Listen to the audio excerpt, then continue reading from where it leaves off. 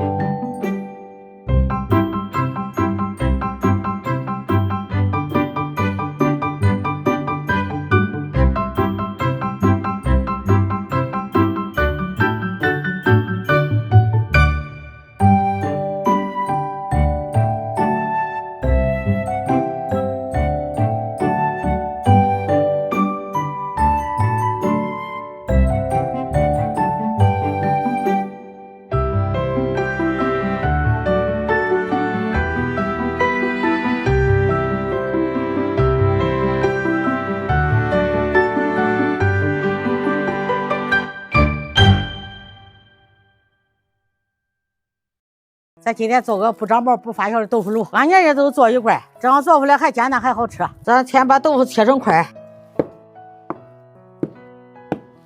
咱把豆腐摆到炉木上，搁了锅里上锅蒸，蒸出它杀菌。盖上锅盖，上气蒸5分钟。锅里倒1碗油，咱烤个糊油，油烧开要关上火放凉就行了。开始配料，咱倒上半碗味达美，咱倒上半碗高度白酒，咱准备个盘子，里边放一勺盐，放一勺食材香，再放一勺胡椒粉，放点细辣椒面，再放一勺粗辣椒面，咱再放点白糖提鲜，把它搅拌均匀，叫它都混合到一块。咱准备个无油无水的罐子，倒上高度白酒，叫它杀菌。咱晃它，都叫消毒，叫它粘匀它，粘匀火了。咱豆腐5分钟蒸好了，再把它放凉备用。奶奶，我看你这个夏天的衣服在床上它还没洗啊，我给你洗了去。耶，大了我忘了。奶，你给我拿秤子。好呗。你这个秤子不行，奶奶，你看啊，一点都不防滑，称上光掉。你拿我买的那个秤子。咱豆腐凉透了，咱开始炸料。咱把豆腐先炸到料汁里边，然后再搁到干料里边蘸满，然后再装上咱小火肚的瓶里，把咱放凉那个油倒里边，咱盖上盖，密封好它，1个星期都能吃了。做出来可好吃了，主要是比咱豆腐乳做的简单还好吃。那要愿意吃豆腐乳的，你就按照俺这个教程做起来吧。